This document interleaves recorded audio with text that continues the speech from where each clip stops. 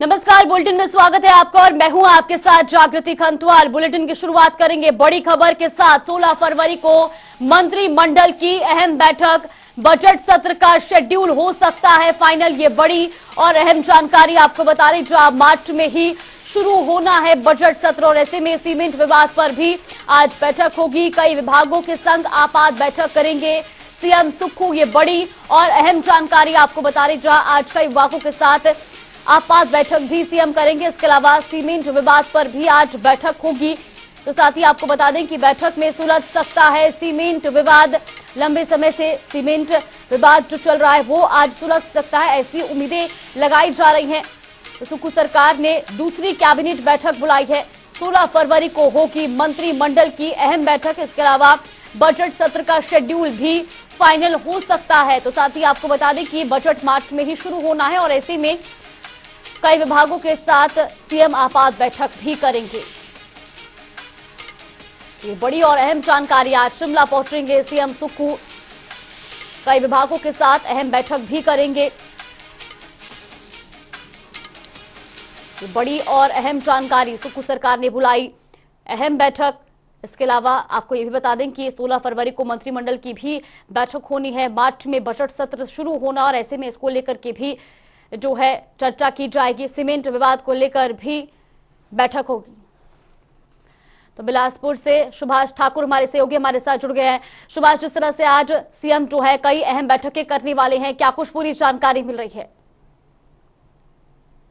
जी बिल्कुल संधू जी, जो आज सुखविंदर सुक्खू जी जो बैठक करने जा रहे हैं उसमें ट्रक ऑपरेटरों का सबसे बड़ा मुद्दा है। 7 दिन बीत चुके हैं, अभी तक ट्रक ऑपरेटरों का विवाद वो लगातार जारी है। ट्रक ऑपरेटर को आज इस बैठक में काफी उम्मीदें हैं कि जो 60 दिनों से जो पहिए थमे हुए हैं वो चलने की कगार पर कहीं ना कहीं इसमें बैठक में निर्णय लिए जा सकते हैं। अगर बात की जाए आज बिलासपुर की, तो बिलासपुर में जो पूर्व विधायक तिलकराज जी है, उन्होंने आरोप लगाया है भाजपा के ऊपर कि वो भाजपा अब इस पे राजनीति कर रही है, जबकि भाजपा को ट्रक ऑपरेटर के साथ खड़े होने चाहिए, लेकिन भाजपा अब इस पे राजनीति कर रही है। और वहीं पर जो बीडीएस है वो दो गुटों में बनती कहीं ना कहीं नजर आ रही है।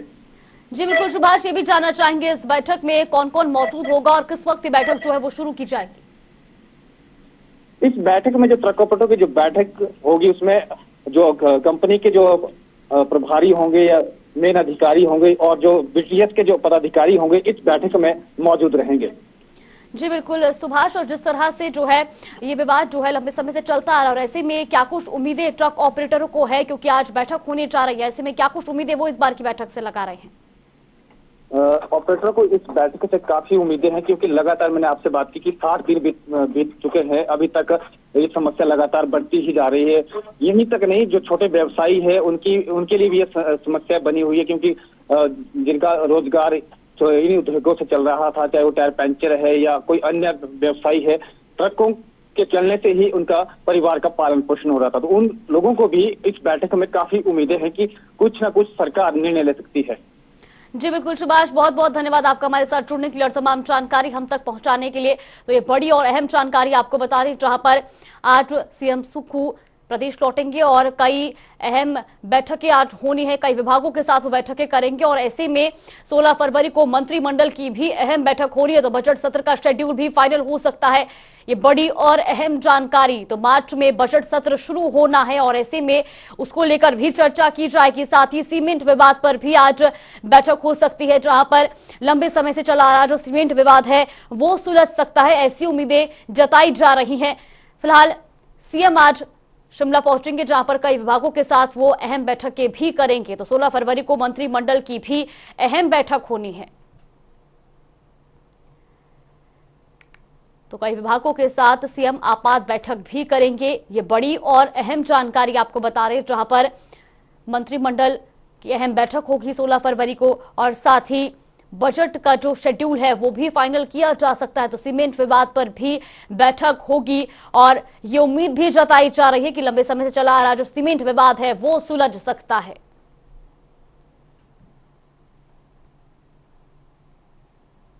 और रुक करेंगे अगली बड़ी खबर का। बड़ी और अहम जानकारी, दिल्ली दौरे पर हिमाचल के स्वास्थ्य मंत्री केंद्रीय श्रम मंत्री से करेंगे मुलाकात। तो हिमाचल के मुद्दों पर कर सकते हैं चर्चा। मंत्री धनीराम शांडिल कई दिग्गजों से भी मुलाकात करेंगे, ये बड़ी और अहम जानकारी आपको बता रहे हैं।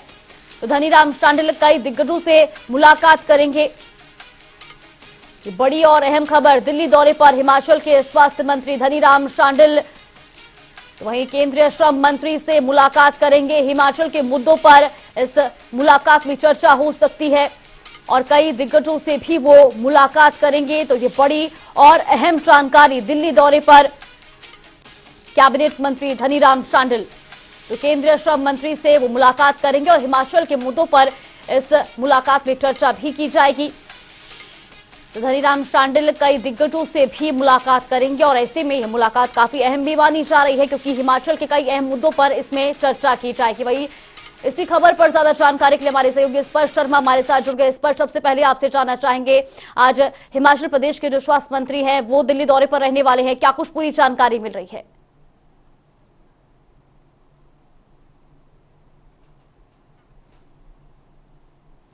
स्पर्श, आप तक मेरी आवाज पहुंच रही है?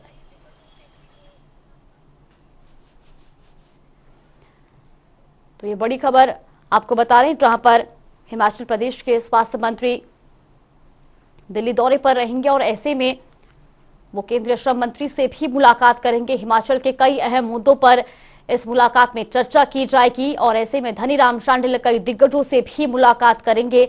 तो दिल्ली दौरे पर प्रदेश के स्वास्थ्य मंत्री धनीराम शांडिल, तो केंद्रीय श्रम मंत्री से वो मुलाकात करेंगे और ऐसे में उनका ये दिल्ली दौरा काफी अहम माना जा रहा है, क्योंकि कई दिग्गजों से वो इस दौरे में मुलाकात करेंगे, जहां पर हिमाचल के मुद्दों को लेकर चर्चा की जाएगी।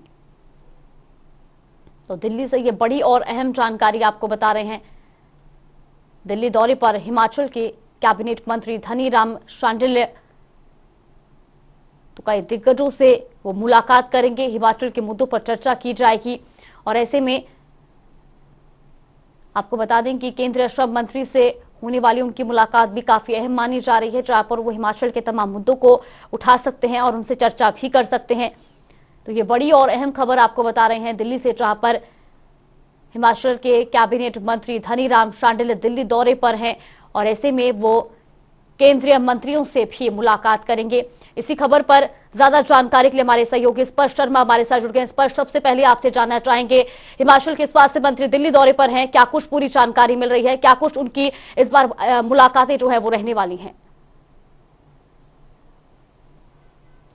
देखिए, बिल्कुल हिमाचल प्रदेश के स्वास्थ्य मंत्री धनीराम शांडिल्य दिल्ली दौरे पर है। फिलहाल इस वक्त बात करें तो केंद्रीय श्रम शक्ति मंत्री है भूपेंद्र यादव, उनसे उनकी मुलाकात जो है चलती हुई नजर आ रही है और हिमाचल प्रदेश के संदर्भ में जो मुलाकातें हैं वो कहीं ना कहीं यहाँ पर जो है सीधे तौर पर जो है जो धनीराम शांडिल्य वो करते हुए नजर आ रहे हैं। अलग अलग क्षेत्रों को लेकर यहाँ पर जो है चर्चा होती हुई जो है नजर आ सकती है। दिल्ली दौरे के दौरान बात करें तो हो सकता है कि कई अन्य जो केंद्रीय मंत्री है उनसे जो है मुलाकात जो है करते हुए वो नजर आ सकते हैं। पिछली बार जब दिल्ली दौरे पर आए थे तो केंद्रीय स्वास्थ्य मंत्री से जो है उन्होंने जो है मुलाकात की थी और प्रदेश के स्वास्थ्य संबंधी जो मसले थे उनको लेकर जो है वहां पर चर्चा होती हुई जो है नजर आई थी। ऐसे में इस बार जब भूपेंद्र यादव से मुलाकात होती हुई नजर आ रही है तो प्रदेश में जो श्रम से जुड़े हुए मसले हैं, लेबर मिनिस्ट्री से जुड़े हुए मसले हैं, उनको लेकर जो है यहाँ पर चर्चा जो है होती हुई जो है नजर आएगी। इससे पहले हमने देखा था कि किस तरीके से लगातार एक मैराथन दौरा जो है हिमाचल प्रदेश के जो मुख्यमंत्री थे सुखविंदर सिंह सुक्खू, उनका जो है देखने को मिलता हुआ नजर आया था। 3 दिवसीय वो दिल्ली दौरा था। कई केंद्रीय मंत्रियों से अहम मुलाकातें जो है वो करते हुए नजर आए थे। नितिन गडकरी की बात करें या फिर धर्मेंद्र प्रधान की बात करें या फिर जी किशन रेड्डी की बात करें, ऐसे में लगातार हम देख रहे हैं कि हिमाचल प्रदेश की जो सरकार है वो दिल्ली दौरे पर आती हुई जो है नजर आ रही है और सामंजस्य बैठाने की कोशिशें जो है वो कहीं ना कहीं केंद्र सरकार के साथ में की जा रही है कि किस तरीके से सामंजस्य बैठाया जाए। केंद्र सरकार का हाल ही में बजट पास होता हुआ नजर आया है तो उसमें किस तरीके से जो केंद्र सरकार के बजट की जो चीजें हैं वो हिमाचल प्रदेश के लिए फायदेमंद होती हुई नजर आ सकती है। इन तमाम मसलों को लेकर भी जो मुलाकातें हैं दिल्ली में काफी अहम मानी जा रही है। जी बिल्कुल स्पर्श, और ऐसे में ये भी जानना चाहेंगे, जिस तरह से आपने बताया कि श्रम मंत्री से वो मुलाकात करेंगे, इसके अलावा और क्या कुछ उनका शेड्यूल रहने वाला है? क्योंकि बीते दिनों की भी अगर बात की जाए, पहले सीएम सुक्खू दिल्ली दौरे पर रहे और लगातार कहीं ना कहीं जो प्रदेश के जो कैबिनेट मंत्री है वो भी लगातार दिल्ली दौरे पर पहुंच रहे हैं और ऐसे में सरकार बनने के बाद तुरंत ऐसी मुलाकातें काफी अहम मानी जा रही है। देखिए, हिमाचल में आने वाले समय में बजट सत्र देखने को मिलता हुआ नजर आएगा और उससे पहले कैबिनेट की बैठक भी होती हुई जो है नजर आएगी। उस बजट सत्र में अलग अलग मंत्री जो है अपने अपनी चीज़ों के बारे में जो है वहाँ पर जानकारी देते हुए जो है नजर आएंगे और उसमें साफ तौर पर जो है बताया जाएगा कि किस क्षेत्र में कितना पैसा जो है लगाना है और पैसा हिमाचल प्रदेश के पास कहाँ से आएगा। हिमाचल प्रदेश टूरिस्ट राज्य है, वहाँ पर टूरिज्म के लिहाज से जो है आर्थिक व्यवस्थाएं जो है ज़्यादातर चलती हुई नजर आती है और केंद्र सरकार हिमाचल प्रदेश की मदद करती हुई नजर आती है।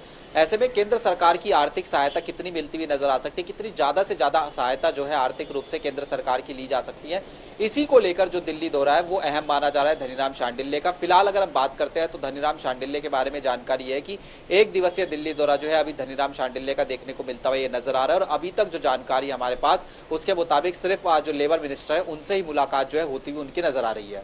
जी बिल्कुल स्पष्ट, बहुत बहुत धन्यवाद आपका हमारे साथ जुड़ने के लिए और तमाम जानकारी हम तक पहुंचाने के लिए। तो रुक करेंगे खबरों का, जहां शिमला में आरबीआई की ओर से वित्तीय साक्षरता अभियान चलाया जा रहा है। रिज मैदान पर नुक्कड़ नाटक के जरिए लोगों और स्कूली बच्चों को जागरूक किया जा रहा है।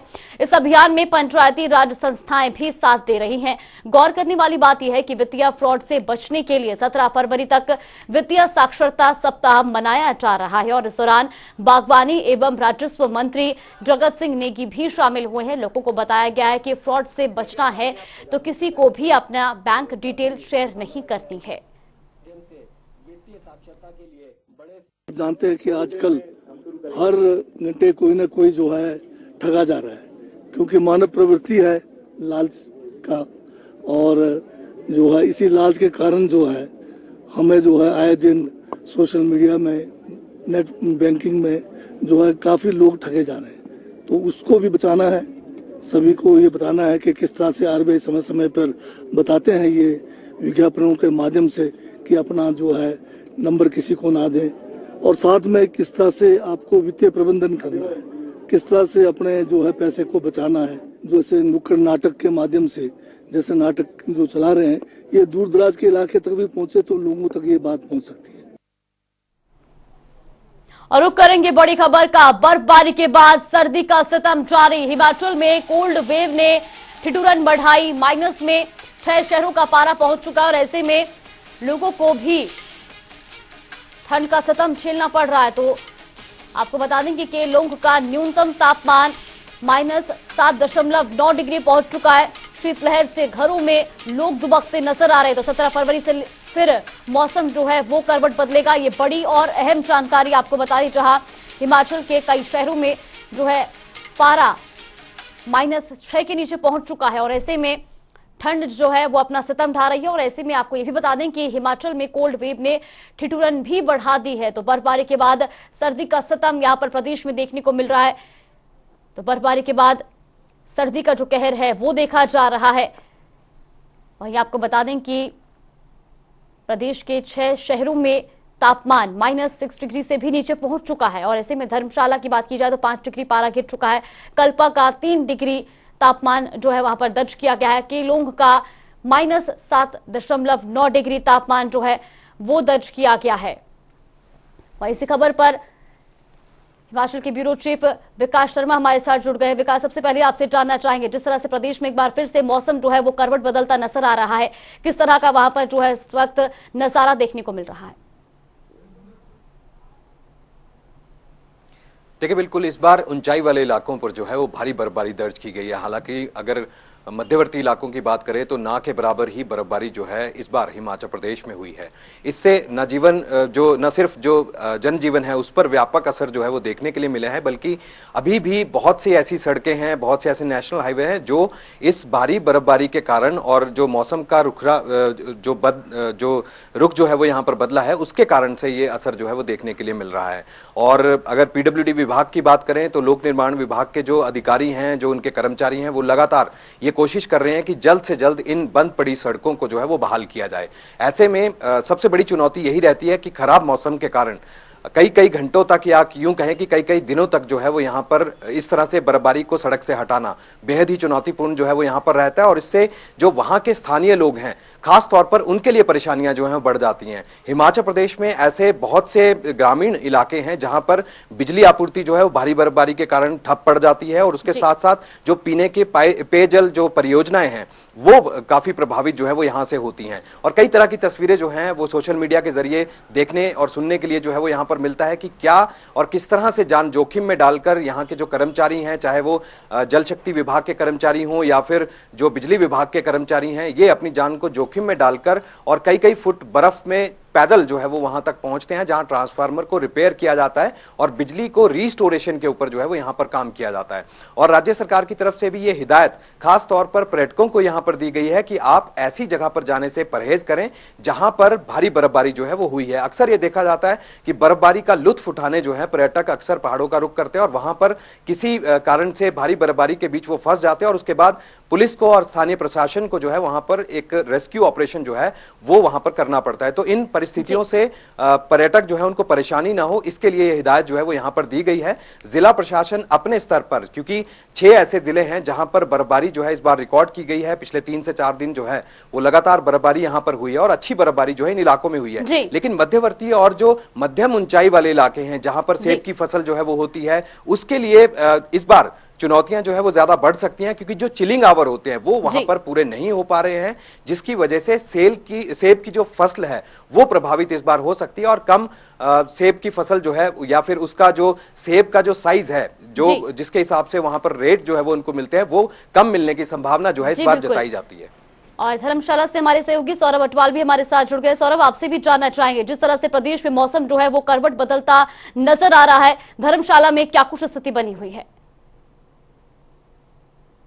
जिला कांगड़ा की अगर बात की जाए तो जिला कांगड़ा में अभी जो है चटक धूप खिली हुई है। सीधे तस्वीरों के माध्यम से अपने दर्शकों को मैं बताना चाहूंगा कि किस तरह इस वक्त धौलतधार पर्वत श्रृंखला पर जो है अभी हालांकि बर्फबारी जो कुछ समय पहले हुई थी, बर्फ भी अभी पड़ी हुई है, लेकिन अगर बात तापमान की जाए तो दिन में जो तापमान है तकरीबन 11 या 12 डिग्री रह रहा है और यही तापमान शाम को तकरीबन 6 या 5 डिग्री के करीब जो है तापमान पहुंच जा रहा है। हालांकि कुछ समय पहले जो जिला कांगड़ा में है, लोगों ने जो है तापमान जो काफी बढ़ गया था, इस कारण जो गर्म कपड़ों का सहारा लेना जो उन्होंने बंद कर दिया था, लेकिन अब जब से मौसम ने एक बार फिर से करवट बदली है तो लोगों ने फिर से गर्म कपड़े हैं जो उनका सहारा लेना शुरू कर दिया है। शाम को कहीं ना कहीं किसी जगह पर जो है लोग अलाव का सहारा लेते हुए भी नजर आ रहे हैं। जी जागृति। जी बिल्कुल विकास, आपसे भी ये जानना चाहेंगे, जिस तरह से मौसम ने तो प्रदेश में करवट ली है, लेकिन किसानों के लिए ये बदलता मौसम कितना फायदेमंद है, क्या कुछ कहना है किसानों का? देखिए, किसान बागवान दोनों ही हैरान परेशान हैं कि इस बार जिस तरह से बर्फबारी होती है या बारिश जो है वो होती है और मौसम जो जिस तरह से बदलता है, हम दिसंबर से लेके और फरवरी अंत तक की अगर हम बात करें तो इस बार ना के बराबर बर्फबारी जहां एक तरफ हुई है, जो कि बागवानी से जुड़े जो लोग हैं उनके लिए चिंता का विषय बना हुआ है। इस बार शिमला जिला की भी अगर हम बात करें तो बहुत ही कम बर्फबारी देखने के लिए मिली है। खास करके जिस तरह से पहले भी मैं बता रहा था कि जो चिलिंग आवर्स चाहिए होते हैं सेब की फसल के लिए, जो बर्फ जो है संजीवनी की तरह होती है, लिहाजा इस बार बर्फ ना गिरने से कहीं ना कहीं चिंता जो है वो सेब बागवानों की जरूर बढ़ गई है। इसके साथ ही अगर फसलों की बात करें तो उसके ऊपर भी व्यापक असर इस बार देखने के लिए जरूर मिला है। लेकिन इसके साथ ही ठंड जो है वो एक बार फिर से पहाड़ों पर लौट आई है। पिछले एक हफ्ते की बात करें तो अब अधिकतम तापमान जो है वो बढ़ रहे थे, लेकिन अब अधिकतम तापमान जो है उसमें भी 2 से लेकर 6 डिग्री तक की गिरावट यहां पर दर्ज की गई है, जिससे एक बार फिर से कड़कड़ाती ठंड जो है वो हिमाचल प्रदेश में शुरू हो गई है। और उसके बाद जो लोग ये सोच रहे थे कि अब सर्दियां जो है वो खत्म हो रही हैं, तो ऐसा नहीं है, पहाड़ों पर सर्दी का मौसम जो है वो फिर से वैसा ही बना हुआ है, लेकिन ये खुश्क ठंड की ओर जो है ये जा रहे हैं। और ऐसे में जो स्थानीय लोग होते हैं उनके लिए चिंता का विषय ये भी होता है कि पानी की भरपाई, अगर बारिश नहीं होती, बर्फबारी नहीं होती सर्दियों के मौसम में, तो गर्मियों के मौसम में जो पानी की किल्लत जो है, जिससे राजधानी शिमला जो है खासतौर पर जो है उसकी किल्लत यहां पर देखने के लिए मिली थी 2018 में। तो क्या इस बार वो जो रिस्टोरेशन का काम होता है या फिर जो पानी के जो स्रोत होते हैं, जो रिचार्ज होते हैं, क्या इस बार वो हो पाएगा? जी बिल्कुल विकास, और जिस तरह से मौसम जो है लगातार करवट लेता नजर आ रहा है, ऐसे में ये देखना होगा कि आने वाले दिनों में जो है मौसम किस तरह से अब देखने को मिलता है और किसानों के लिए कितना फायदेमंद रहता है। वहीं खबरों में आगे बढ़ेंगे, जहां आज आधुनिकता और विज्ञान का दौर है और नए दिन नई तकनीक के माध्यम से लोगों को सुविधा भी हो रही है। ऐसी ही तकनीक के जरिए अब हिमाचल प्रदेश के मंडी जिले में स्वास्थ्य के क्षेत्र में तेजी आई है, जहां मंडी के नेरचौक स्थित मेडिकल कॉलेज में विभिन्न स्थानों से ब्लड आदि के सैंपल जांच के लिए ड्रोन के माध्यम से पहुंच रहे हैं। वहीं इससे जहां विभाग का गाड़ियों का खर्च बचा है, वहीं ड्रोन से समय की भी बहुत बचत हो रही है।